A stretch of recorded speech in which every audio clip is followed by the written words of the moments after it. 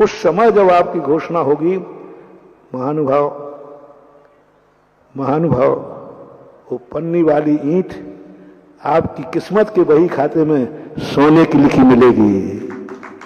एक बार तूने मंदिर में सोने की ईंट लगाई थी, और एक ईंट मैंने कई बार कहा है, समय हो रहा है, एक ईंट यदि आपने मंदिर में लगाई है, किसी मंदिर में, आप कभी संकट में पड़ जाओ, जंगल में हो, प्रैक्टिकल करना, मेरी बात मानना, बाद में प्रैक्टिकल करना। आप जंगल में हो, बहुत विपत्ति में फंस गए हैं, आप अस्पताल में पड़े हैं, आप उस मंदिर के भगवान को याद करिए, पहले ईंट को याद करिए। मैंने एक ईंट लगाई थी, बस भगवान का नहीं कह रहा हूं, ईंट का ध्यान करना। और ईंट का ध्यान करते भगवान से करना, भगवान ज्यादा शक्ति तो मेरी थी नहीं, लेकिन ईंट जरूर मंगाएगी। भगवान की एनर्जी वो ईंट लेगी, और ईंट तुम्हारे पास तक एनर्जी भेज करके तुम्हें ठीक कर देगी। वो ईंट भेजेगी, भगवान नहीं भेजेंगे। भगवान नहीं भेजने वाले, वो ईंट ग्रहण करेगी, क्योंकि वो ईंट तुमने लगाई थी, तुम्हारे द्वारा लगी थी, और वो ईंट भगवान से एनर्जी लेगी और तुम्हें जंगल में भेज करके एक्सीडेंट में पड़े होगे, 108 नंबर की गाड़ी भिजवा देगी। कौन? वो ईंट, क्योंकि उसमें तुम्हारा अंश लगा हुआ है। जब भी किसी देवता को अपना बनाना चाहते हो, तो उस देवता के लिए तुमने क्या किया है? क्या देवता की खुशी में आप नाचे हो? क्या है कोई ऐसा जो आज भगवान के पंचकर्मा के लिए कहे, मैंने आज के दिन के लिए जिंदा था, मैं आज के लिए जिंदा था, कोरोना में मर जाता, लेकिन मैं इसलिए जिंदा था कि मुझे भगवान शांतिनाथ का गगन विहार देखना था। मैं इसलिए जिंदा था क्योंकि मुझे आज शांतिनाथ भगवान के पंचकल्याणक देखना थे। मैं इसलिए मैंने कमाई की थी कि मेरे हाथों से शांतिनाथ भगवान के पंचकल्याणक में मैं इंद्र बनूंगा। इंद्र बनने में कोई मतलब नहीं है। कोई पूछे तुम जिंदा क्यों हो, कोरोना में क्यों नहीं मरे? अरे कैसे मर जाता जी? हमारे बहुरूबंध का पंचकल्याणक होगा, उसमें मैं इंद्र बनूंगा।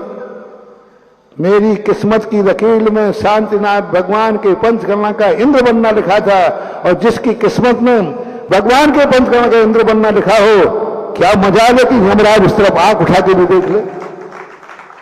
पहले तुम अपनी किस्मत तो देखो, तुम्हारी किस्मत में लिखा क्या है, और वो तुम्हें खुद बांचना है। कहो गर्व से, मेरी किस्मत में इंद्र बनना लिखा है, मैं कैसे मरूंगा? मेरी किस्मत में भगवान का मंदिर दिखा है, पंचकल्याणक लिखा है, मैं कैसे मरूंगा?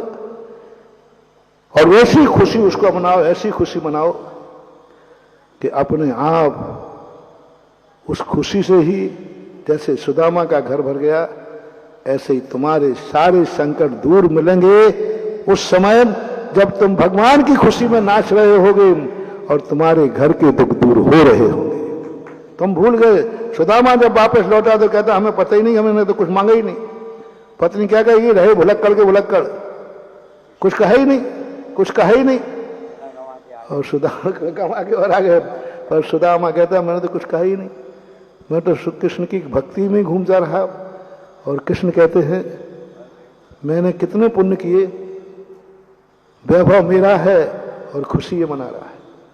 ये तो कंगाल है, इसके बाद तो खाने को नहीं है, और मेरी खुशी में अपना दुख भूल गया, मेरे वैभव में अपना सुख भूल गया।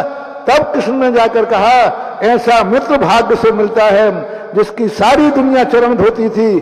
कृष्ण ने उस गरीब दुखन सुदामा के पैर धो लिए। इसका बहुत बड़ा लॉजिक है, कभी आएगा तो ध्यान में तो बताऊंगा कि द्वारकाधीश ने सुदामा के पैर धो लिए मात्र एक कारण से, अपना दुख भूल करके मित्र के सुख में नाच गया। और वो नाचने ही कृष्ण को इतना प्रभावित किया, मैं किसी के दुख में दुखी नहीं हो पाया। आहा, क्या कृष्ण जी का देखना पॉइंट। कृष्ण जी पश्चाताप करते हैं, मैं सुदामा के दुख में दुखी नहीं हो पाया, लेकिन सुदामा मेरे सुख में खुश जरूर हो गया। कायदा से मैं बड़ा आदमी था, मुझे सुदामा की खबर लेना थी, मुझे सुदामा के दुखों से दुखी होना चाहिए था, वो तो हुआ नहीं। लेकिन मेरा सुदामा मेरे सुख में इतना खुश हो गया, अपना दुख भूल गया। नहीं, ये मेरे से महान है, मैं इसके चरण धोऊंगा। बस महानुभाव एक मात्र उदाहरण दिया है, एक कला दी है। क्यों नहीं हो रही हैं सिद्धियां, क्यों नहीं हो रहे हैं आज चमत्कार? हो जाएंगे, पर ये विधि करना पड़ेगी। समय हो गया महावीर भगवान। अगर आपको मेरी वीडियो अच्छी लगती है तो प्लीज़ मेरे चैनल को लाइक करें, शेयर करें और सब्सक्राइब करें। Thank you.